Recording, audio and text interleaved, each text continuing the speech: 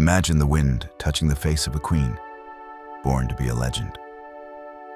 Once upon a time, in the lands of Egypt, there was a woman whose name, thousands of years later, is still spoken with wonder and mystery. Cleopatra. Not just any queen, but the last pharaoh of Egypt, daughter of the sun god and destiny itself. Her story isn't told, it's felt. When Cleopatra was born, Egypt was no longer the same empire that had built the pyramids. The power of the pharaohs was faltering, and Rome, that hungry monster of the West, was spreading its tentacles over all the lands of the Mediterranean. She was born in Alexandria, a city that was a melting pot of cultures, where the air smelled of incense, papyrus, and broken promises. Her father, Ptolemy XII, was descended from a long Greek dynasty that had inherited the throne from Alexander the Great's very own generals. But Cleopatra, she was different. From a young age, she learned to speak not only the Greek of her lineage, but also the Egyptian of the people. She was the first of her dynasty to do so, as if the soul of Isis, the Divine Mother, had chosen her to give Egypt its voice back. From a young age, she displayed an uncommon intelligence. She didn't play with dolls or amuse herself in the palace gardens. She spent hours listening to the scholars of the Alexandria Museum, that temple of knowledge where philosophers discoursed on the cosmos and physicians experimented on the human body. She learned mathematics, astronomy, philosophy, and politics. She spoke more than 7 languages. Her mind was as sharp as her beauty, and that combination in the ancient world was more dangerous than any sword. But fate, like the Nile, never flows in a straight line. Upon her father's death, Cleopatra inherited the throne alongside her brother Ptolemy XIII, a wayward child manipulated by advisors who saw the young queen as a threat. Egypt became a chessboard, and Cleopatra, a piece everyone wanted to move. She was expelled from Alexandria, banished to the desert, betrayed by her own lineage. However, there is one thing the desert teaches better than any book: patience. And Cleopatra, amid the fiery winds of exile, learned to bide her time. That moment arrived with a roar of Roman drums. Julius Caesar, the world conqueror, had arrived in Egypt to bring order to that dynastic chaos. He was a man who feared neither kings nor gods. But when he met Cleopatra, the world changed for both of them. The chronicles tell of her entering the palace rolled up in a carpet to elude the guard and present herself before Caesar. Others say she was wrapped in a linen sack. The truth is, when that cloth was unrolled, and that young woman with obsidian dark eyes and a hypnotic voice like the chant of a priestess appeared, the Roman was spellbound. She was not a mere woman. She was a presence. Cleopatra seduced not with artifice, but with intellect, with that mystical certainty of one who knows her destiny is written in the stars. She didn't offer submission, but alliance. She spoke to him about Egypt as if it were a living being, about the stars, about ancient rites, about the gods who had seen empires rise and die. Caesar, who had conquered kingdoms, found himself conquered by a queen. Thus began one of the most famous and scandalous alliances in history. Cleopatra returned to the throne and, together with Caesar, consolidated her power. They sailed down the Nile in a golden boat amidst incense and music, presenting themselves as Isis and Osiris reborn. It wasn't just love. It was politics. It was strategy. It was mysticism. Cleopatra understood that the people needed to believe their queen was more than human. She was the daughter of the Nile, the voice of the gods on earth. They had a son, Caesarion, whom she proclaimed heir to both worlds, Egypt and Rome.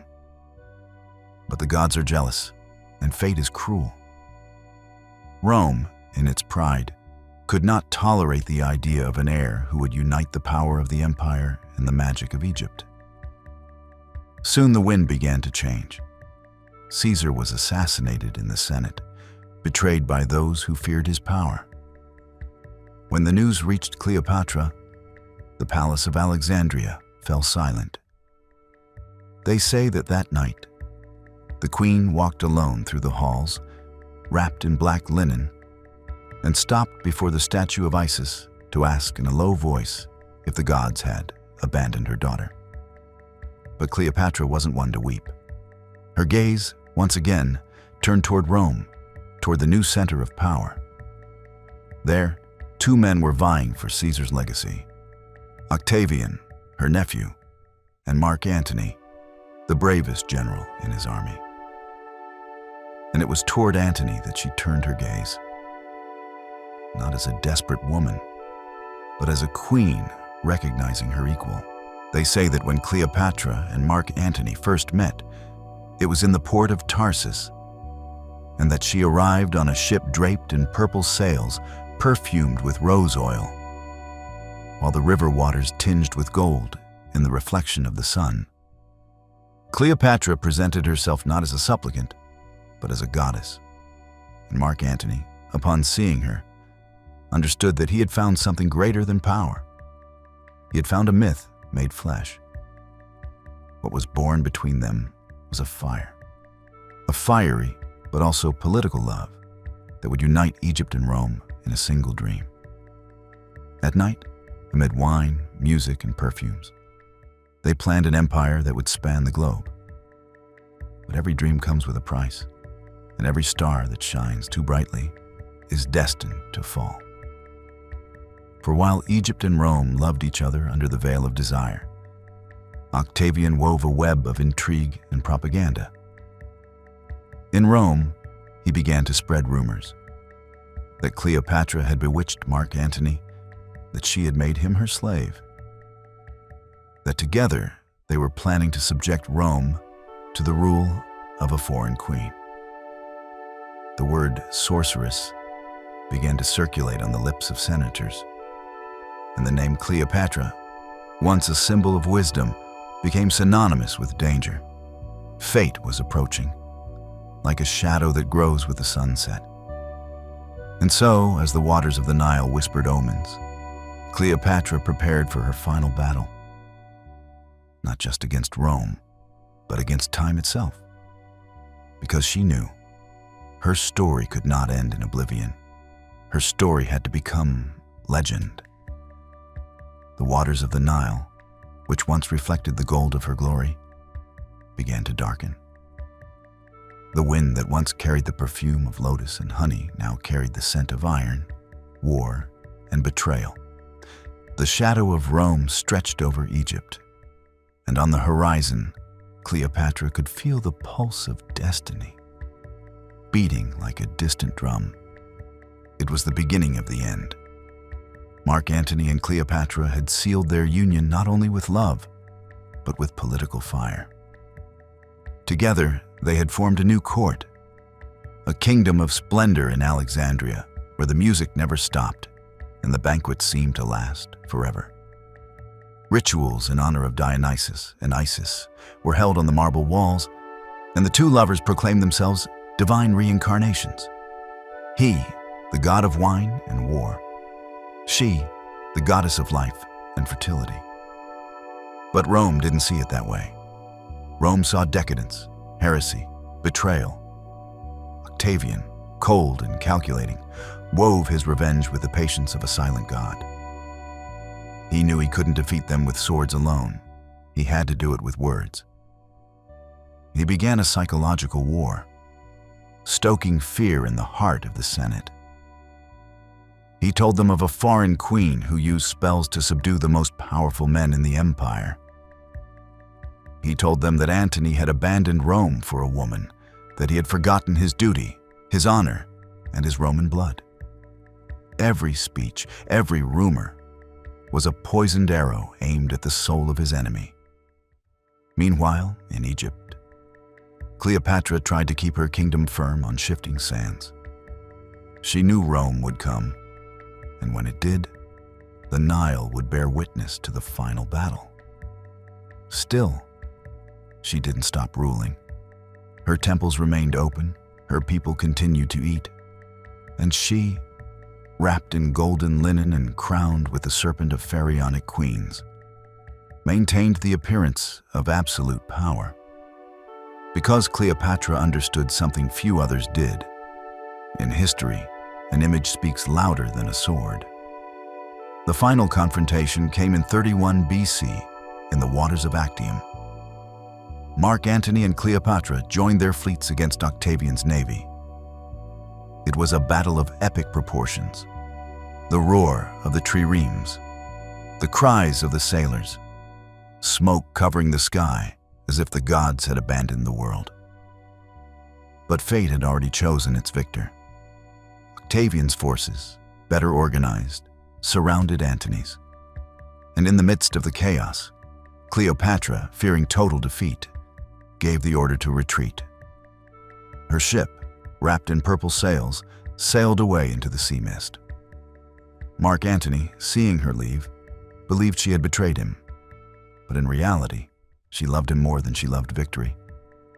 Even so, the warrior's pride was broken. The defeat was total. Rome triumphed. Octavian returned to Italy with the news of victory, and Mark Antony and Cleopatra fled to Egypt, to their Alexandria, the city that had seen them reign as gods. But now, the temples were empty, the faithful were silent, and the omens were dark. The oracle of Isis had spoken. The sun will fall upon Egypt, and the moon will weep blood. Cleopatra knew the end was near. On her solitary nights, she walked through the palace gardens, where the wind stirred the papyrus leaves like whispers from the afterlife. She watched the moon's reflection on the water and wondered if her face would be remembered or erased by the dust of the centuries. Mark Antony, shattered by guilt and love, became a shadow of himself. The Roman chronicles, as cruel as they were accurate, say he allowed himself to be consumed by despair. He had been an invincible general, but now he was a man defeated by the gods of the heart. When Octavian's troops finally surrounded Alexandria, Antony believed Cleopatra was dead. In a fit of despair, he took his sword and plunged it into her chest. She did not die immediately. They say her soldiers carried him, dying, to the tower where Cleopatra was sheltering. And there, amid the smell of incense and the distant sound of war, she received him. She took him in her arms, covered in blood, and kissed him for the last time. The chronicles tell us that her last words were a sigh. "I die in your arms, Queen of the East." And she replied, "You will not die alone. Soon the Nile will unite us." Mark Antony exhaled, and silence filled the palace. Cleopatra wept, not like a woman, but like a goddess watching her creation die. Octavian entered Alexandria shortly after.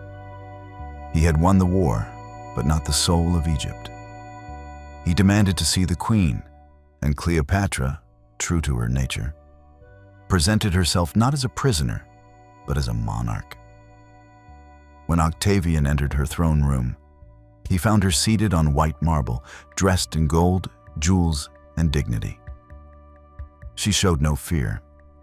She did not beg for mercy. She spoke to him calmly, with that voice that had bewitched the most powerful men of his time. He asked him to protect his son, Caesarion, the last heir of Julius Caesar. But Octavian had already decided. Egypt would be his, and no trace of the Ptolemaic dynasty would remain.